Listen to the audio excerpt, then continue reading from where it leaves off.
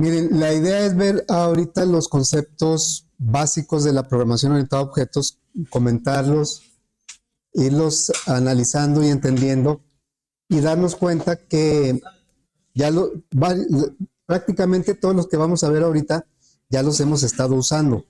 Nada más que lo que se vio en fundamentos de programación se le dio un enfoque no orientado a objetos, sino se le dio un enfoque que se llama estructurado. ¿Sí? La programación estructurada podríamos decir que es la que se manejaba antes de la programación orientada a objetos. Entonces, en semestres anteriores, pero ya hace varios años, cuando se empezó a trabajar la programación orientada a objetos aquí en las materias de la especialidad, porque no ha sido de siempre, tendrá a lo mejor unos 10 años o no sé, poco menos. Antes todo se manejaba como programación estructurada, porque sí era una forma diferente de pensar.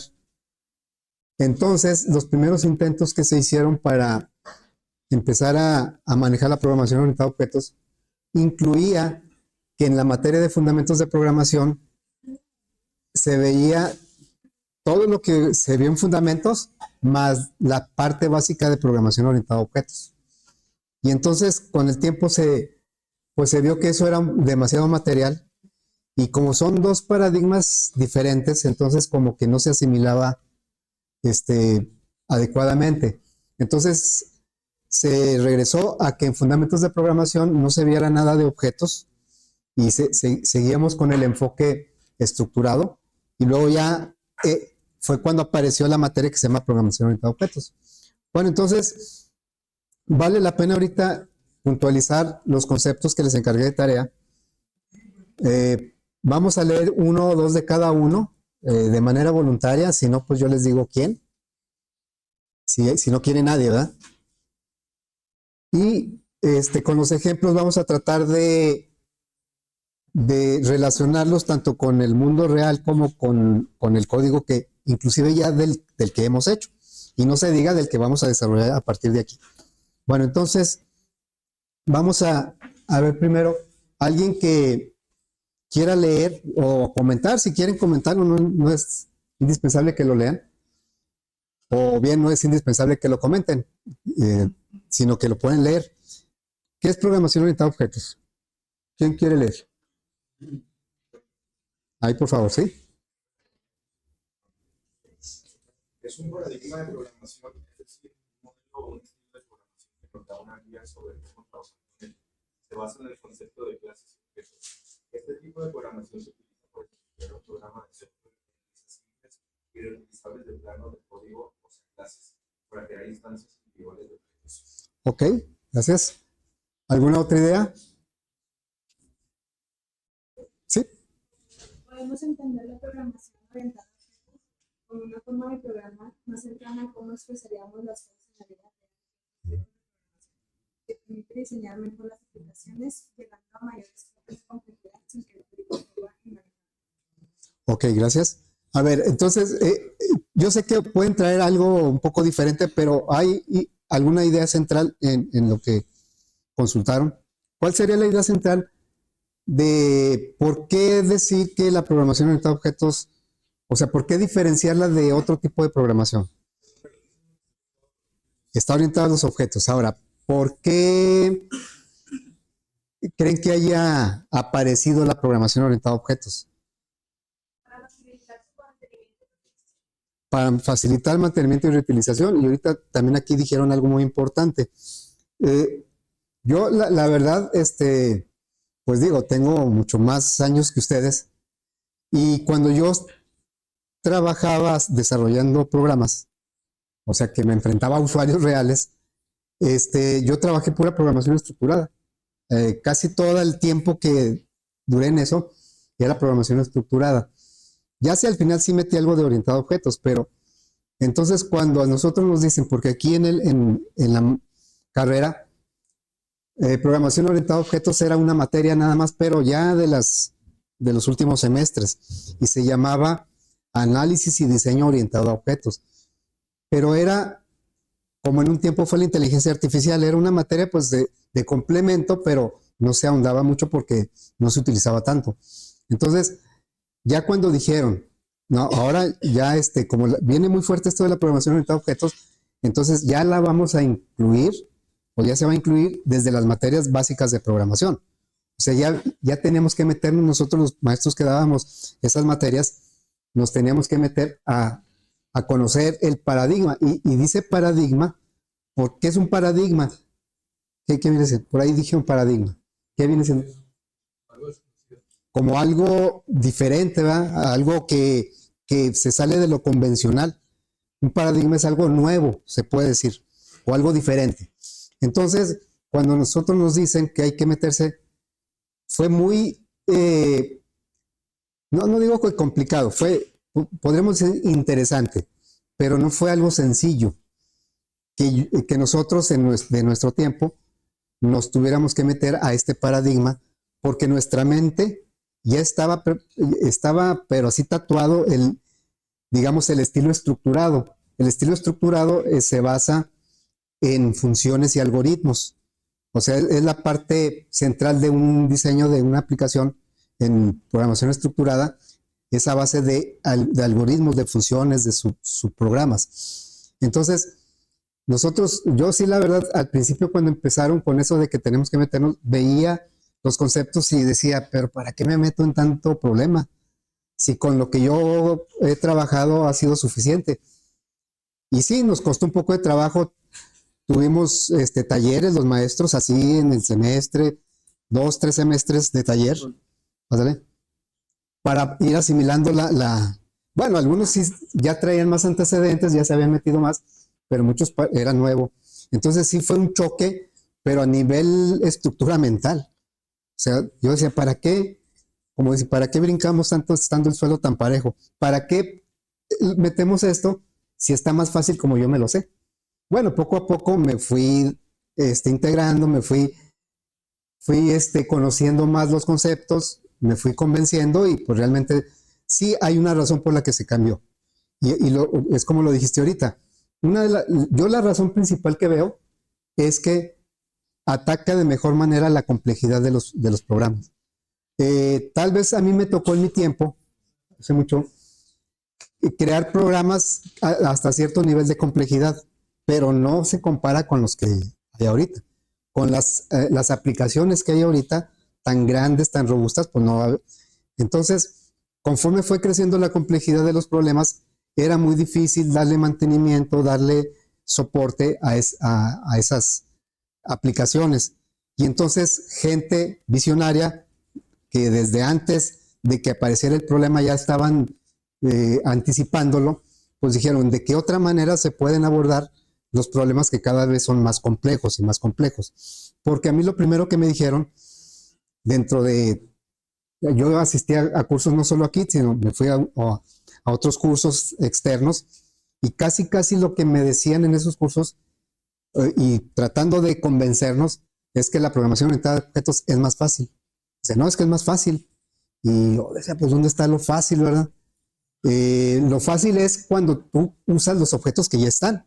A lo mejor ahí sí está muy cómodo, que es casi lo que hemos estado haciendo hasta ahorita nosotros. Hemos estado usando objetos que ya existen. Pero lo interesante de la materia y de la programación orientada a objetos es que nosotros vamos a crear objetos para resolver los problemas. Cuando utilizamos puros objetos que ya están, se llama programación basada en objetos. Y fue cuando aparecieron ya con más fuerza todas las aplicaciones visuales. Entonces como que a veces se confundía que lo de objetos era como que lo visual, y no, ¿verdad? O sea, sí tiene mucho que ver, y como que llegaron los dos y empezaron a utilizarse mucho. Bueno, entonces, no con esto quiero desanimarlos, no, es que no está fácil. No, pues está a un nivel de complejidad. Obviamente son más conceptos que en la programación estructurada, y también algo de lo que me dijeron es que yo me acuerdo muy bien cuando fue un curso, no les digo a dónde, pero bueno, fue un curso, y lo primerito que me dijeron, el primer día, el primer comentario prácticamente me dijeron, ¿quién sabe usar algoritmos? ¿O quién ha hecho algoritmos? Yo, ¿y quién tiren todo eso a la basura? Así me dijeron. Y yo, ¿cómo? Entonces todo lo que sé ya no me va a servir. Y pásale. Y entonces cuando ya empezaron los temas en sí, eran varios instructores, no siempre era el mismo, pues regresamos a los algoritmos. O sea, de hecho, todo lo que yo conocía me sirvió, pero bastante. Es lo mismo, ahorita ustedes pueden decir, bueno, entonces, ¿por qué en fundamento no empezamos con orientado a objetos? Porque la parte esencial de la programación se puede atacar con la programación estructurada, la lógica y todo eso. Y ya lo de orientado a objetos, pues, nos va a permitir con otros conceptos empezar a solucionar los problemas de otra manera, aunque sí hay que hacer la aclaración. Aquí no vamos a hacer programas tan complicados y es más, algunos hasta vamos a pensar, no, pues así como yo pensé al principio, ¿para qué lo hacemos con objetos si sin objetos es más fácil? Bueno, pero porque muchas veces es para explicar cómo es el mecanismo y luego ya poco a poco podemos ir viendo algo más complicado, pero no vamos a llegar a ver algo tan complicado como para justificar. Entonces, pues es por el mismo tipo de, digamos, en una sesión, en una clase, en una materia, pues no se pueden ver así aplicaciones tan complicadas, ¿verdad? O tan grandes. Bueno, entonces, la programación orientada a objetos es otra forma de abordar la solución de los problemas y desde mi punto de vista y con el tiempo que he visto conceptos y que he trabajado con ella, pues yo llego a la conclusión de que se emergió o se pensó en ese tipo de programación para poder atacar la complejidad de los crecientes de las aplicaciones. Y, por ejemplo, antes de la programación estructurada, pues había una programación que se llamaba lineal, un poquito más sencilla. ¿Y por qué se cambió a estructurada? Pues también por lo mismo, porque empezaron a generarse aplicaciones más complicadas y ya se pensó que en el uso masivo de funciones y ya cuestiones más estructuradas que nos permitieran crear aplicaciones más grandes y con mayor facilidad para darles mantenimiento, para actualizarlas. Bueno, entonces, ¿por qué yo les pedí que me pusieran ejemplos del mundo real?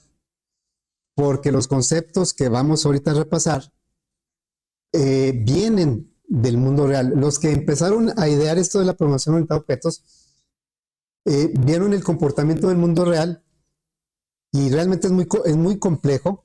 Todo lo que ustedes vean, nosotros mismos somos muy complejos, las personas, todos los seres vivos somos entes muy complejos. Entonces, y todas las interacciones en la vida, pues son de situaciones muy complejas. Entonces dice, ¿cómo es que se interactúa para resolver los problemas en cualquier ámbito? Y empezaron a darse cuenta de esos conceptos y luego ya los fueron aplicando a la programación orientada a objetos. Entonces, el primer concepto viene siendo el de abstracción. Bueno, de los que le pedí, ¿verdad? Ok, a ver, ¿alguien puede leer el concepto de abstracción? ¿Alguien que no haya leído? O yo aquí de la lista digo quién. Que acabo nomás es leerlo, ¿sí?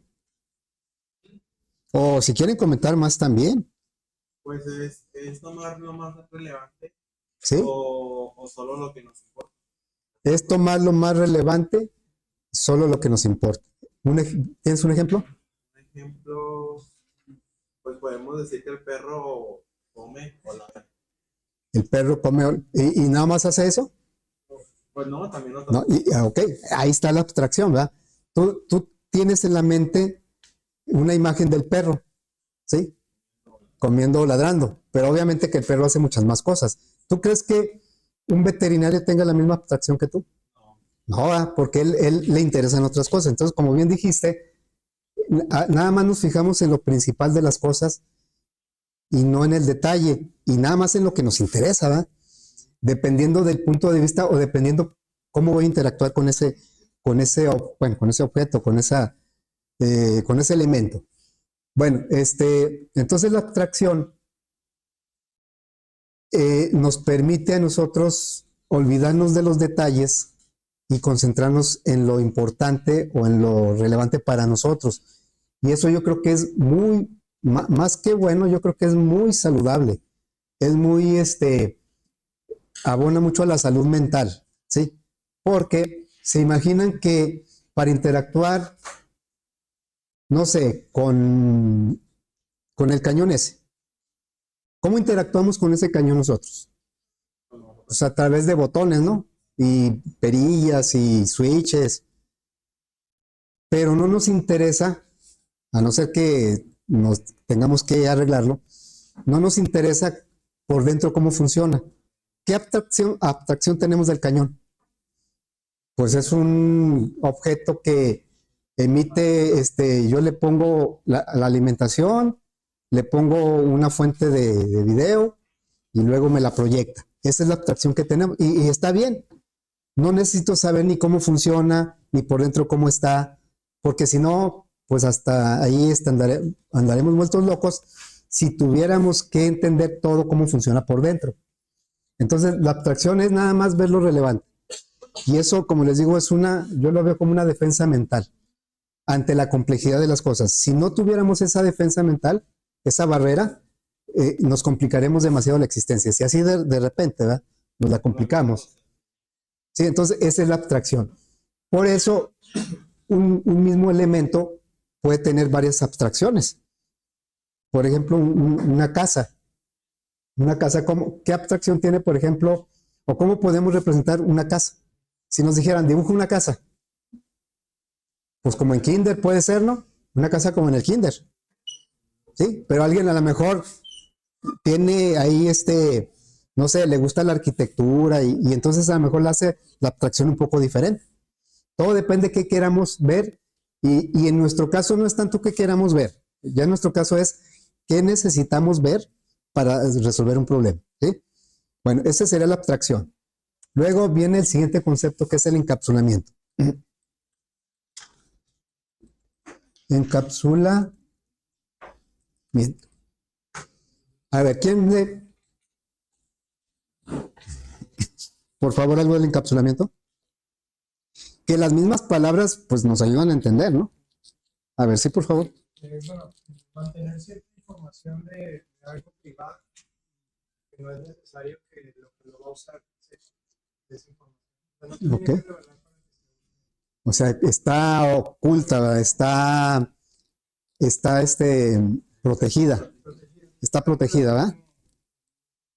Ok, entonces también si vemos a nuestro alrededor, cualquier elemento no muestra todo lo que tiene. ¿Sí? Una PC. Esto no muestra todo. O sea, lo que tiene ¿por qué tiene este gabinete? Para proteger lo que está dentro, ¿no? Entonces, todos los elementos, los seres vivos, nosotros también estamos protegidos.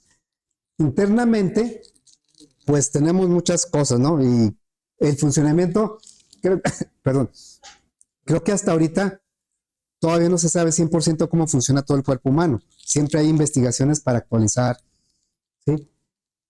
Y como va evolucionando, a veces van cambiando comportamientos, ¿no? Estaba leyendo el otro día que, por ejemplo, ya ven que en Chernobyl, allá en Rusia, que hubo una desgracia ahí radioactiva, ¿no? O sea, y estaba leyendo que los lobos que andan ahí ya son inmunes al cáncer. O sea, ya evolucionaron porque son criaturas que están muy expuestas a eso, pero ahí andan, y de generación en generación dicen que algunas ya son inmunes al cáncer. Entonces, pues bueno, los seres vivos siempre han ido en evolución, ¿no?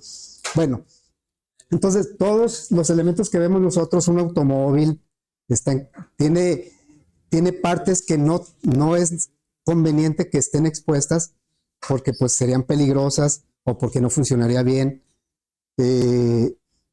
Mismo tiene su gabinete, su carcasa, todo está protegido. Pero entonces, ¿cómo interactuamos con esos elementos? Pues a través de lo que se llama una interfaz, a través de botones, a través de simplemente ¿verdad? Este elemento, este objeto, tiene una interfaz, ¿qué es esto? ¿Qué tal si no estuviera encapsulado y que estuviera así sin tapa? Pues corro el riesgo de que yo llego y pongo los dedos y me da toques, ¿verdad? Puede ser. O qué tal si no tiene ni siquiera el apagador. Este es una interfaz para, ¿sí? Si no tuviera el apagador ni la tapa, ¿cómo podría yo prender el foco? Pues sí, ¿verdad? Y sí va a funcionar. Pero ¿se imaginan? La idea es que sea algo seguro, que sea algo controlado. Y entonces por eso se encapsula, que no se ven los cables, esto no es metálico para que no haya conductividad, y se pone una interfaz para interactuar con lo que está dentro. ¿Sí? Esa es la idea. Eso es lo que nosotros vamos a crear, ¿verdad? Un problema, vamos a crear objetos con los que vamos a poder resolver el problema. Bueno, el encapsulamiento habla pues de que hay elementos que están protegidos, que no están visibles, y que para acceder a ellos lo hacemos a través de una interfaz, que bueno, en el caso de ahí son los apagadores, acá son botones, para poner la energía es un enchufe. Bueno, encapsulamiento. ¿Cuál sigue? Objeto. El rey de todos, ¿va? ¿Qué viene siendo un objeto? Un carro, un modelo. Y Cualquier cosa, ¿va?, que veamos puede ser un objeto. Cualquier cosa tangible, esto, las personas, cualquier cosa tangible es un objeto. Pero en programación también se pueden hacer objetos de cosas intangibles. Por ejemplo, yo puedo tener un objeto que sea una base de datos. No puedo tocar yo la base de datos porque es digital, pero el concepto sí lo puedo utilizar para resolver problemas. ¿Sí? Aquí yo siempre les comento que no se van a molestar, no me van a denunciar con los derechos humanos si les digo que las personas también son objetos. ¿Sí? En muchos casos, sí, no, si yo le digo, no, una persona es un objeto, bueno, con nosotros sí se vale, ¿eh? Objetos de programación, ¿eh? Ok, bueno, entonces un objeto es cualquier elemento y los objetos los podemos relacionar con la programación estructurada con los datos. Los objetos son los datos. ¿Con qué resolvemos el problema?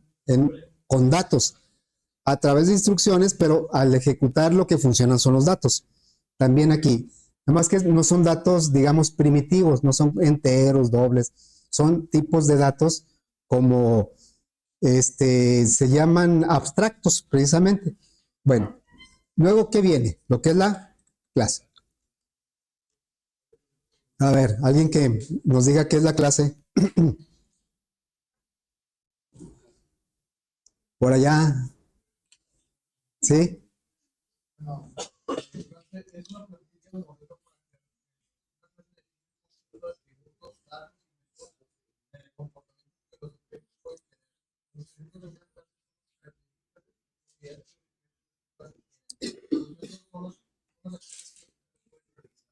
¿Algún ejemplo?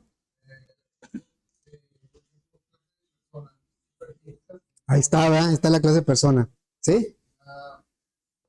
Las características de las personas o atributos pueden ser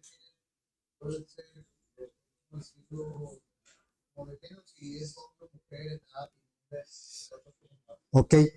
¿Alguna otra idea de lo que es una clase? Clase y objeto están muy, muy relacionados, pero no es lo mismo. por ejemplo, en un automóvil, Sí. podría ser el color. ¿Y el objeto cuál sería? ¿Y la clase? El auto. No. No, ¿cuál es la clase? ¿Dónde está la clase ahí? Sí, está bien lo que dices. La marca es un atributo. Ahorita, donde se hace el carro, ¿no? Puede hacer la clase. Bueno, ese tal vez crea el objeto. Es la clasificación del carro, si es carro, si es sedán, si es pick-up. Son las características que están declaradas para el carro. Digamos, por decir, los planos para fabricar el automóvil. Esa es la clase. Sí, la clase es la que dice cómo se van a crear los objetos. Hay un ejemplo súper típico de clases y objetos, de un molde para hacer galletas. ¿Sí? Yo tengo un molde para hacer galletas y a lo mejor las voy a hacer de la misma forma, del mismo tamaño, pero a lo mejor una la hago de chocolate, otra de avena, otra de... Lo puedo hacer, pero entonces el molde viene siendo la clase, porque define el tamaño y la forma de la galleta. Y las galletas que se crean son, perdón, son los objetos. ¿Sí? Ok. ¿Qué sigue? Ando un poco. Sigue lo que es atributo. Todo lo que estamos viendo ahorita, todo, ya lo hemos usado, ¿eh? A ver, atributo. ¿Alguien que me diga qué es un atributo?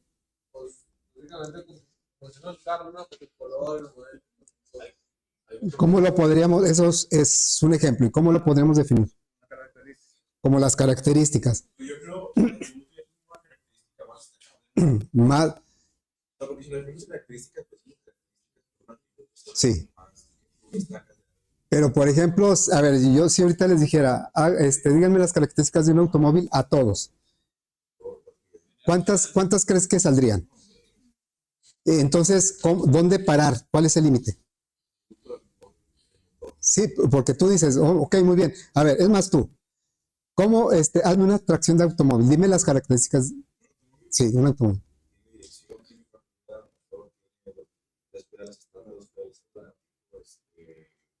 Ok, a ver, ¿alguien más que quiera hacer una tracción que me diga características del automóvil? Dijiste algunas que tal vez yo ni las conozco, ¿verdad? Porque a lo mejor ahí te gustan los carros. Y a ti, a ver. Puede ser que está en movimiento, ¿no? Ah, pero ese sería atributo. Esa es una acción. Ah, ok. El atributo es una característica.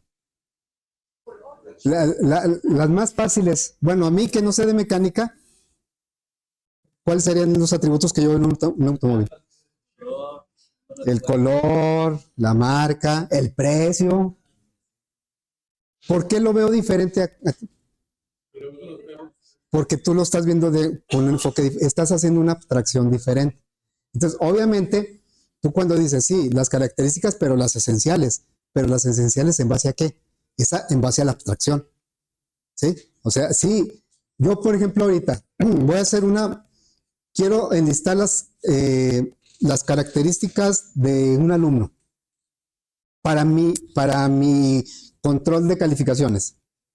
Un alumno, ¿qué características tiene? Tiene muchas, y a lo mejor tú me puedes decir, no, es que una muy importante es la edad. Y otra bien importante es, no sé, su salud, si no tiene alguna enfermedad.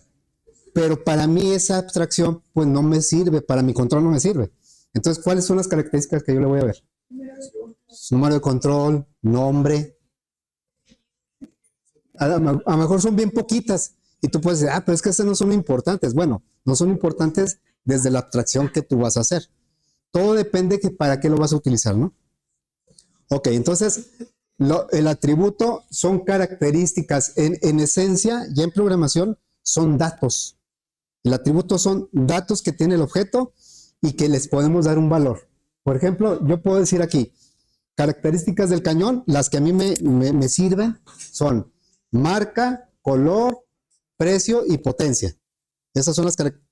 Entonces ya yo puedo decir, esas características yo las voy a poner en una clase. Y ya cuando hago un objeto de la clase, porque un objeto se desprende de una clase, entonces yo le digo, en particular, este objeto, con la abstracción que yo hice, marca Benk, color blanco, precio, no sé, 10,000. Potencia de lúmenes 18,000, no sé. Pero ya me estoy refiriendo a un objeto, ¿verdad? Todo depende de la abstracción que hagamos. Esos son los datos relevantes, nosotros los ponemos en la abstracción. ¿Ok? Bueno. ¿Y método?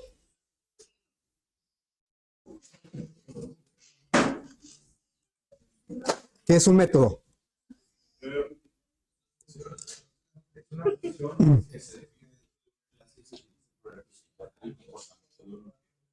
Los métodos se utilizan para realizar. Ah. Uh-huh. Un ejemplo que se puede tener sería como la clase de los coches. ¿La qué? Ah, ¿una clase de automóvil? Sí. Ok. Entonces, los métodos, ¿en qué se diferencian de los atributos? Ahora sí está bien echado. Ahora sí, lo que tú dijiste es un método. ¿Qué dijiste? Por ejemplo, el movimiento, avanzar. Un automóvil, ¿qué métodos tiene un automóvil? Avanzar, frenar, dar vuelta, retroceder. Todos esos, o sea, los métodos son cosas que hace el objeto. Entonces, los atributos definen el estado del objeto, qué tiene el objeto. Y los métodos definen qué funcionalidad tiene. Pero, como yo les decía, ahorita vamos a ver ahí unos pequeños ejemplos de lo que ya hemos usado y ahí nos vamos a dar cuenta que ya hemos utilizado estos conceptos, aunque con otro nombre tal vez.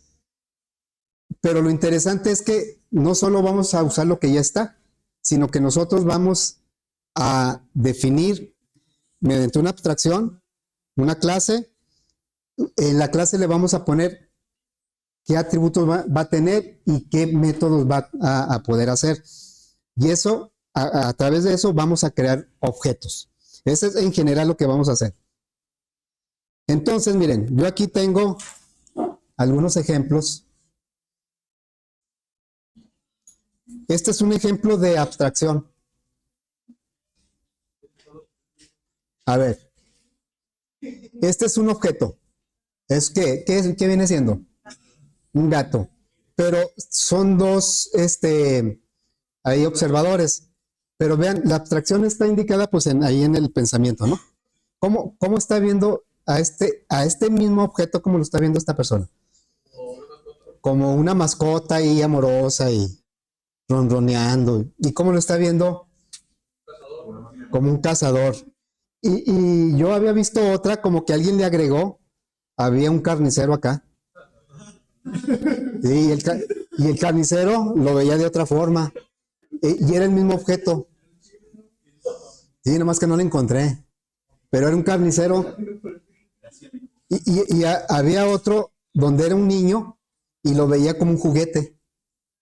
Entonces son abstracciones diferentes porque el niño le conviene verlo como un juguete. Ok, bueno, entonces esto es un ejemplo de abstracción. Tengo por aquí otro. Aquí está otro ejemplo de abstracción. ¿Qué es eso? ¿Qué es esto? Una abeja. ¿Cómo lo está viendo ella? Bueno, yo digo que es ella, ¿eh? Como una fuente de miel ahí. ¿Y cómo lo está viendo? A lo mejor es alérgico a... Hay mucha gente que los piquetes de abeja los pone muy mal. Entonces, es el mismo objeto y están haciendo una abstracción diferente. Todo depende de qué es lo que queramos ver y en nuestro caso, qué es lo que necesitemos ver. A ver, tengo aquí otro. Este es un ejemplo de qué creen que será este ejemplo. De encapsulamiento. Claro, aquí lo ponen como máquina, ¿verdad? Pero internamente, pues el gato y cualquier ser vivo, nosotros mismos, tenemos dentro muchos órganos que trabajan de una manera tan compleja que no la entendemos. Bueno, los doctores entienden buena parte, pero a lo mejor no todo, ¿eh? Ok, bueno, tengo otro ejemplo por aquí. Este es el ejemplo de las galletas. Este es el molde y es la clase. La clase define el tamaño y la forma de la galleta, pero acá pues ya lo hacen de diferentes formas. De este molde pueden salir muchas galletas. Estos son los objetos. ¿Sí? Entonces la clase es como una plantilla. Hay otro ejemplo típico como cuando se hacen casas en serie, en un fraccionamiento. Imagínense que hay una cuadra que se hicieron 15 casas iguales. ¿Sí? Cada casa es un objeto diferente que puede cambiar de estado, el color, a lo mejor a una ya le instalaron otras cosas, le agregaron, pero todas se hicieron en base a una plantilla, a un molde que viene siendo ¿cuál? Pues a un plano. Todas se hicieron igualitas. Entonces el plano es la clase y las casas son los objetos. Y luego tenemos por aquí otro ejemplo. Este ejemplo, bueno, aquí tenemos una clase que es el carro, ahí lo mencionaron varias veces, y luego ya a partir de esta clase creamos los objetos. Ya cuando vamos a solucionar un problema, pues lo vamos a hacer con los objetos. Es como si yo digo, No, pues yo tengo todos los planos de un automóvil, pero pues ¿qué hago con ellos, va? Yo como usuario final, pues ya alguien se encargará de crear el objeto y luego ya realmente cuando me solucione el problema de desplazamiento, pues es a través del objeto, ¿verdad? No de la clase. Bueno, entonces tengo otro ejemplo por aquí. Creo que fue lo mismo, ¿verdad? Ah, no, todo lo vamos a reflejar en un diagrama, ¿sí? Un diagrama en donde, eso ya lo vamos a empezar a usar a partir de mañana. Este diagrama está dividido en tres, un rectángulo dividido en tres, y arriba se pone el nombre de la clase, y luego, según la abstracción que hicimos, aquí le ponemos qué atributos tiene. Alguien me puede decir, no, es que ahí le faltan algunos importantes. Pues sí, pero para quien diseñó esta clase, hizo una abstracción que con esto fue suficiente. Y tiene estos métodos, ¿sí? Así es que cuando creemos una clase, debemos hacer una abstracción y definir en base a lo que necesitemos qué atributos y qué métodos debe tener. Arriba se ponen las propiedades, abajo se ponen los métodos. Bueno, para terminar vamos caray, más bien aquí. Voy a poner aquí algunos ejemplos de cosas que hemos usado y en donde ya vienen varios de estos conceptos. Entonces, miren, voy a poner aquí esto.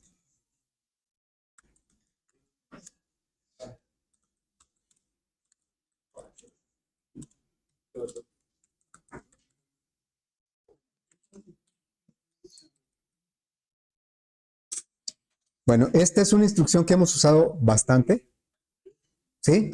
Y entonces aquí podemos identificar algunos elementos de los que estamos viendo. Fíjense, aquí tenemos la clase. Vamos a poner la clase. Esta viene siendo la clase.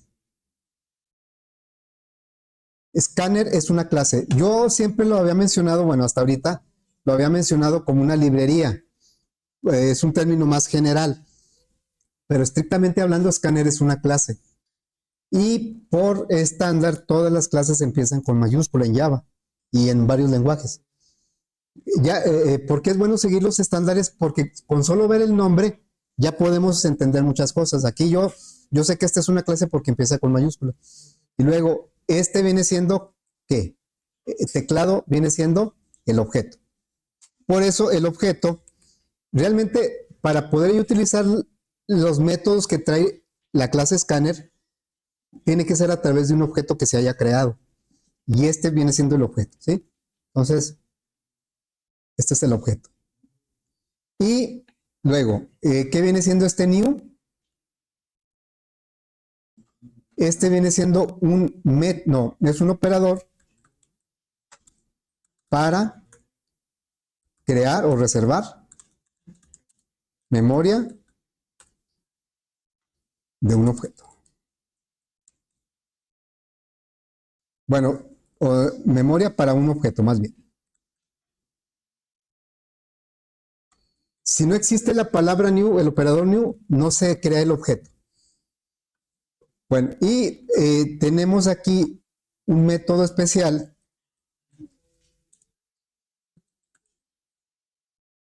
para crear el objeto, que viene siendo es especial en varios sentidos. El primero que podemos detectar aquí rápidamente es que este es un método que se llama igual que la clase. Aquí se dice scanner, acá también se pone scanner. Y puede o no llevar parámetros. ¿Cuál es la intención de la clase scanner? Ya no le voy a decir librería, ya le voy a decir clase. ¿Cuál es la intención de la clase scanner? ¿Cuál? Guardar y leer. Pues yo creo que más bien leer, ¿no? Leer desde la consola. ¿Sí? Lo usamos para entrada de datos en tipo ¿Qué tendríamos que hacer si no usamos la clase scanner? Tendremos que usar el system-in y un método que trae system-in para leer, pero es un solo método para enteros, reales, cadenas, para todo. Y entonces se nos complica la entrada de datos de tipos primitivos. Entonces, el escáner se hizo porque no apareció desde el principio de Java, sino después de varias versiones. Se hizo precisamente para facilitar la entrada de datos de tipo primitivo. ¿Y cómo utilizamos el objeto? ¿Cómo le decimos? Le decimos, por ejemplo, int x es igual a teclado.nextInt. Así, ¿verdad? Así lo hacemos. Bueno, entonces, este nextInt viene siendo un método. Vamos a poner por aquí. Viene siendo un método. ¿Cuántos métodos tiene? Yo les decía funciones, ya no les voy a decir funciones, les voy a decir métodos. En fundamentos sí, pues hasta me cuesta a veces trabajo no decirles métodos, porque no manejamos la terminología orientada a objetos. Yo decía siempre la función nextInt, la función, ahora ya sabemos que son métodos, ¿sí? Este es un método. Y ya, ¿qué otro ejemplo podríamos poner de los que hemos usado bastante? Pues también puedo poner aquí el del random. ¿Cómo le puse? Random, azar, es igual a ¿qué? New random. En este caso, este método no recibe ningún parámetro. Acá sí recibió un parámetro. Entonces, este viene siendo la clase. Random es la clase. El objeto viene siendo azar. Por eso le puedo cambiar el nombre, porque es un objeto, es como una variable. Y luego el método que reserva memoria y el método especial para crear el objeto. ¿Sí? Entonces, pues ya a partir de mañana ya vamos a empezar a hacer ejercicios en donde vamos a tener que crear una clase para resolver el problema. Por lo menos una clase. Y usar las que ya tiene Java. Java tiene muchísimas clases, muchas clases, que de manera, pues nos permiten ya reutilizar cosas.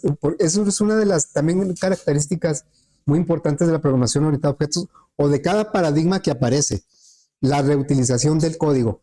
¿Sí se acuerdan que yo he comentado más de una vez que no es bueno copiar y pegar código? Sí. Y lo hago para que se les quede y no que no lo hagan, sino que la piensen, si realmente es conveniente. Yo, en general, entre menos lo haga mejor, porque eso genera muchos errores. A la hora de que copio y pego, simplemente al copiar y pegar puedo tener errores. Y más cuando me dicen hay que modificar, hay que corregir, pues tengo que corregir tantas veces como lo haya copiado y pegado. En cambio, si lo concentramos en una función, o en este caso en una clase, ya lo pruebo y todo y lo vuelvo a reutilizar. Todo lo que usamos de objetos, alguien lo hizo. Alguien hizo la abstracción, alguien lo codificó y nosotros ahorita nada más lo estamos aprovechando. Pero ya vamos a empezar a crear nuestras propias clases, ¿sí? Bueno, entonces, pues ahí le dejamos. Ya mañana sí usamos la compu, ¿eh?